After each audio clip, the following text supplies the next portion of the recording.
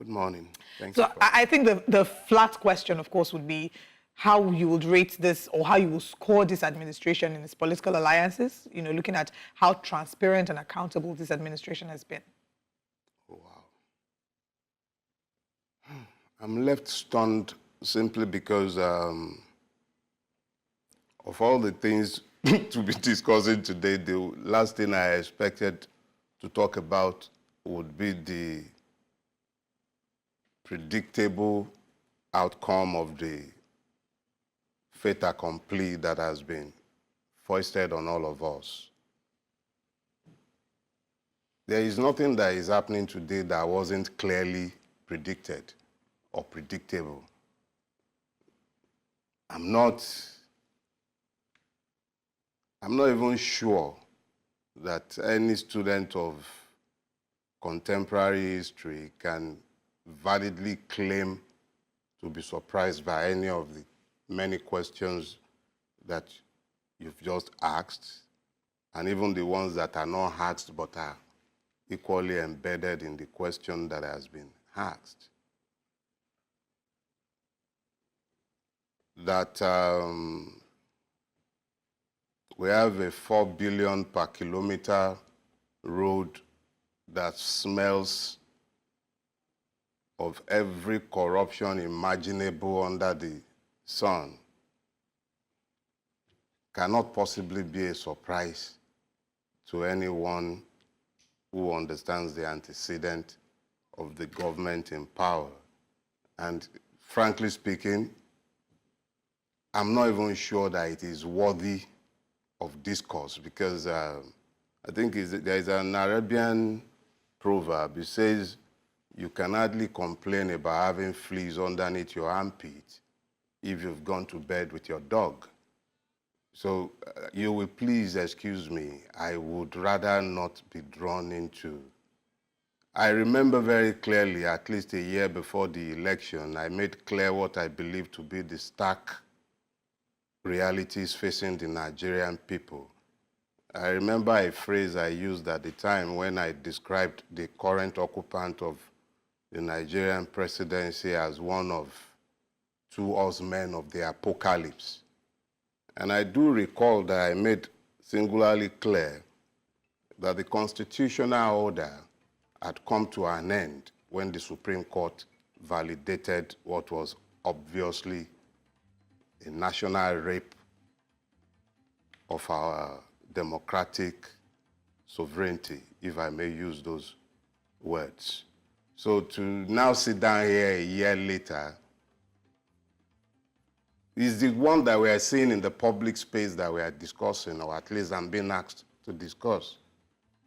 The reality of the matter is that corruption is not a Nigerian word. What is spectacularly Nigerian, which made somebody define us as being fantastically corrupt, is the sickening impunity. There are multiple legislations that are being trampled on a daily basis, but what is it that we want to be doing now? I think until we're serious about having a country governed by law, then what you're asking me to discuss are merely fruits of a sickening tree that we are all ignoring whilst we are bemoaning. Yeah, just to be clear, I saw that you had posted a few days ago, about a week ago, I thank God for Tinubu. Was that maybe, because you were excited about how, great Nigeria was becoming under his leadership? I have never been circumspect about stating exactly what my purpose is in the Nigerian space. I've made it clear, abundantly clear, multiple times. I don't believe, it's not about person. The only reason why Tinubu becomes important within the context of that phrase, I thank God for Tinubu, is because he has accelerated time. What he has done is that he has offered clarity where there used to be a whole lot of opaqueness. It used to be that it was very easy for some people to disguise just how accommodating they are of evil. It used to be pretty difficult, They hide behind a lot of platitudes. They spiritualized carnal evil that is there in broad daylight for all to see. In the name of God, a lot of them preached. And then because of Tinubu, it became very possible for people to come out into the public space and embrace what we all know to be evil. So because of him, it has become less challenging to explain it's become less challenging to explain the extent of the rot that has set into our system. The judiciary also began to unveil itself and uncloak itself in the public space in pursuit of the validation of what we all could see very clearly. And because of him as well, it's become obvious to me that there is a coalition of Nigerians disadvantaged that is actually larger than those who wishes to preserve the status quo. So there are so many reasons why it is actually right to thank Tinubu. It's not just Tinubu as a person. It is everything that led to his emergence, the ease with which it became possible to speak to the dividing lines in public morality. It became very easy just on account of him. Still speaking of thanking Tinubu, do you think that Rivers State should thank him for the role that he played in the crisis, the peace accord that turned out to be not so peaceful? And do you think that Kanu State should maybe expect, because there have been calls for the president to intervene in the crisis happening in the seat of Kanu State? You know, Yorubas are very funny people. We are very, very funny. They say, More Molagege, Ajawole Sorosho. That means I've seen an abomination in broad daylight, right? Abominations have become normal in our country. So, Wike and his son are quarreling. And then they all had to go inside the rock to go and meet Oga Kwata. It's meant to be a federal government, right? So what's the substance of this quarrel? Were they quarreling over whether they should have an aggressive tax system that takes money from the rich in Rivers State in order to provide a whole lot of goodies for the people of Rivers State? No. The only thing you've ever heard is that one is overbearing and is demanding much more than it should be taken from the coffers, the people's purse. And these people now took themselves all the way to Abuja to go and report to Oga. See, for me, these quarrels are merely squabbles amongst thieves. The victims are the people who are meant to be the citizens. The squabble that is taking place in Kanu, the Kanu comedy that we're watching as well, how has it changed the price of momo in Kanu market for the Talakawas in Kanu? It's just a squabble amongst, privileged Nigerians who do not actually exist in the same circle as the common man on the street. So for me, all these are mere distractions. If anything, all I take from it is the ruling class has become so comfortable that it does not even mind bringing its putrid mess into the public space because it has grown contemptuous of the people. It knows what the people does not know, that we are not a democracy.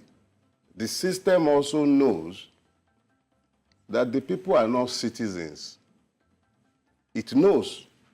Because if that were not to be the case, there should be some level of shamefulness governing affairs to the point where even when they are having these shameful squabbles, they should keep it away from the public sight. But they do it right there out in the open. Court orders will be flying left, right, and center. You file a case in court and you might be there for 5 years before your case ever comes before a judge. But when they are the ones having their squabbles, you'll be seeing court judgments flying from all kinds of corners within hours of each other. It tells you that the entire system itself is gone. There's obviously a reason, from the boldness that you've described, the fact that they are now bolder to put these things out in public, to have these squabbles in public, to embarrass themselves, embarrass our democracy, embarrass our constitution. You don't have a democracy. You don't have a constitution. What we call a democracy and a constitution. It's maybe also because of the nature of the average Nigerian, to see these things happen and, just live their lives like it is normal. You see, unfortunately, we're looking at the result of concerted efforts by the state over years to turn Nigerians into what we have largely become today. When you have a situation where the state itself is the administrator of weaponized ignorance, it deliberately weaponized ignorance, deliberately weaponized poverty, and then religion is used as a tool of stupefaction, where the people ignore to use their God-given brain, but are happy to accept the diktats of religious rulers who tell them that other one who belongs to the other Abrahamic religion is your enemy. That one, because it belongs to your faith, is your brother. He can do no wrong. So we do not assess issues based on the use of our God-given intellect. We are reacting after the weaponized poverty and ignorance and the diktat of religious rulers. We ignore the use of our brain and we just assume. Yeah, so what then is the use? I mean, if this is, what we've seen as the nature of the average Nigerian, large, percentage of Nigerians, this is how we are, brainwashed, like you've described, already being fooled by religion and by tribe and these other, different levels of destruction. Why then do you bother? Because at the end of the day, it has never taken a majority to change society.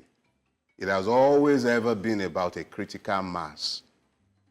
It's never ever been about a majority. The majority has always been happy with conventional situations. They're happy with peace. If you even recall, for those of you who are Christians, you recall the bit where multiple times the children of Israel were demanding to be taken back into Egypt. They were comfortable with slavery. That was all they knew. Yes. Even if you took that metaphorically, the truth of the matter is that they were comfortable in slavery. It was their living reality for generations. The uncertainty of freedom sometimes make it very attractive for the slave to begin to polish his chains as though they are adornments. But I keep believing that when the time comes that we have built a critical mass of Nigerians who says no to this nauseating reality, then it becomes possible to change things. Okay. Let's talk about the role that the judiciary plays in all of this. We've seen the judiciary had come under attack, especially after the 2023 general elections. In Kanu State, for example, we've seen the conflicting orders that have come out in the past few days. One from the allegedly from the United States of America that has brought up the conversation about jurisdiction, practicing or giving another outside jurisdiction. There are conflicting issues that have come up in the past few days. So talk to us about the role that the judiciary has played in this current administration so far in the past 1 year. How would you rate or assess the judiciary's involvement in whatever form of democracy we have today? See, the bedrock of any modern state that aspires to a democracy or citizenship is the rule of law. A critical component of that is an independent, incorruptible judiciary. The reality of the Nigerian is that we do not have that. That is our reality. It sometimes baffles me when I see how we continue to believe that we might somehow be entitled to a judiciary that is different from our police or that is different from our custom services, that is different from our mechanics, from us. Because what we're asking, if we're demanding an incorruptible, independent judiciary, is that we're asking that we ourselves are radically different from our judiciary. But as God would have it, as reality would have it, our judiciary is an exact reflection of who we are as a people, as a collective. And if that is not scary enough, I assure you that it's only about to get even worse, because now you have an hereditary succession in the judiciary. So if you say, well, how has the judiciary been under this administration? I can only tell you that it's been as ship-shape as each and every one of the other compromised institutions of the Nigerian state. It's doing exactly as the state expects it to do, which is why you're having these interesting judgments and all kind of legal somersaults and atilogu dancing. It's a good time to be a lawyer right now, isn't it? Thankfully, I'm not one. I am retired, thankfully. Okay, practicing lawyer. Well, I guess a tailor remains a tailor even after he has retired. What would your response be to those who say that you're maybe judging the administration too hard? If you notice, I've not presumed to judge this administration. I judged it before it ever came into existence. Yeah, and then there's no possibility that it would surprise you? Chief Bolage of blessed memory once quipped. He said, "Blessed are those who do not hope, for they shall not be disappointed."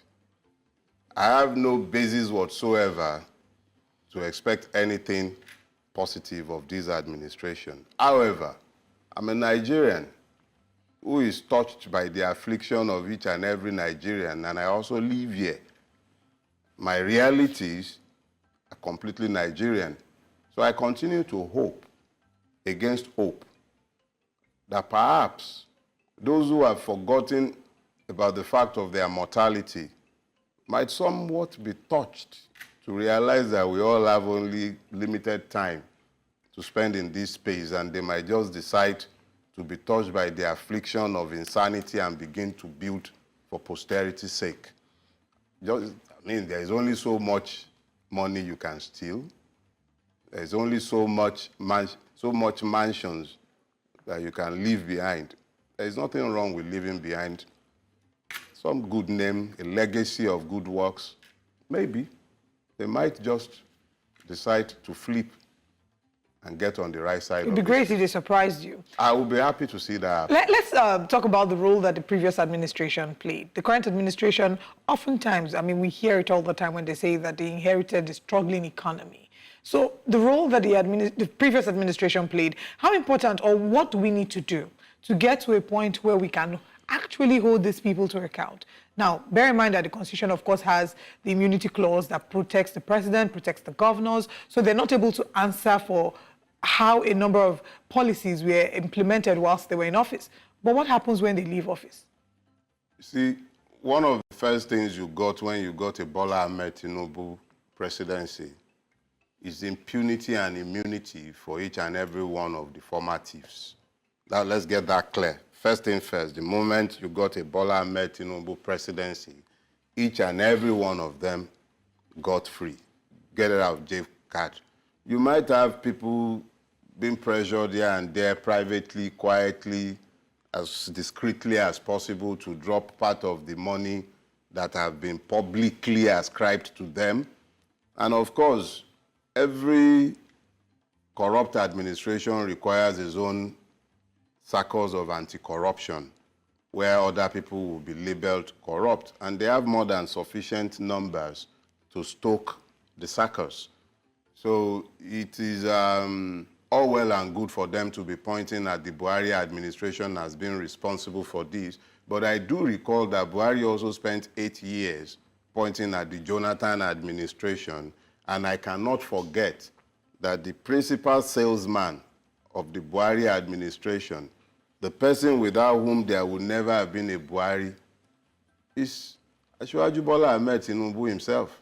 He was the principal architect of Buhari's ascension to office. So I find it rather strange that the very man who brought Buhari to power, who has inherited and even told us that he intends to build on Buhari's legacy. Exactly what these legacies are, let the average Nigerian who feels the pain tell us. But he told us he was going to build on them, and he has actually surpassed a lot of those legacies today. So, frankly speaking, when they talk about having inherited a bad system, all I feel sometimes, maybe you guys should be looking in a mirror so that you see the persons to blame for what you are pointing at as the problem. I still want us to talk a bit more about the fight against corruption. They have said that one of their 8-point agenda is, of course, fighting corruption, and they say that corruption is fighting back. Whilst the Section 36 of 5 of the Constitution provides for presumption of innocence, we know that not everyone in the previous administration had, I want to assume that not everyone had their hands dirty, at least until a court of competent jurisdiction can clearly say that. But in the way that this current administration has started to investigate and handle some of these cases, for example, Hadi Sirika, who is being tried. Do you have Yahya Bello? Yahya Bello, the new EFCC boss. You know, with how they are going about fighting corruption, would you say that at least there's something to spark hope, to renew some measure of hope? Like I said, back in the days when the Romans ruled the world, the emperors always had their circuses to keep the plebs busy. The Nigerian circus of anti-corruption remains just exactly that as well. Just a place to keep the public entertained and a place to also at least put some fear in the minds of some people as well. Let's be clear. We don't have any anti-corruption battle going on because the Nigerian problem is not corruption. Our problem is impunity. There is nothing that you are trying under corruption that are not triable under any multiple penal provisions, criminal laws in Nigeria. So what is corruption? Corruption is stealing. It means you have altered some papers. You took money without doing the work. So all these one, when they use the word corruption, is for the special classes of offenses committed by those who enjoys the privilege of impunity. So don't let's get caught up in this their game. There is no anti-corruption war going on because corruption is not the problem. Impunity is the problem. If the FCC was looking to carry someone like Dele, Farotimi, or you or him, we are no different from Yahya Bello now, Abi. But all of a sudden, Yahya Bello is enjoying the extension of the powers of impunity because the sitting person in charge of the powers of impunity in Kogi State made the powers of impunity available to him to enjoy. And all of a sudden, he has become unfoundable. I don't know what their current situation is. I don't follow the news cycle in Nigeria any longer, but I do know that there is no anti-corruption war going on. Yeah. None whatsoever, because we are not corrupt. Yeah, you know,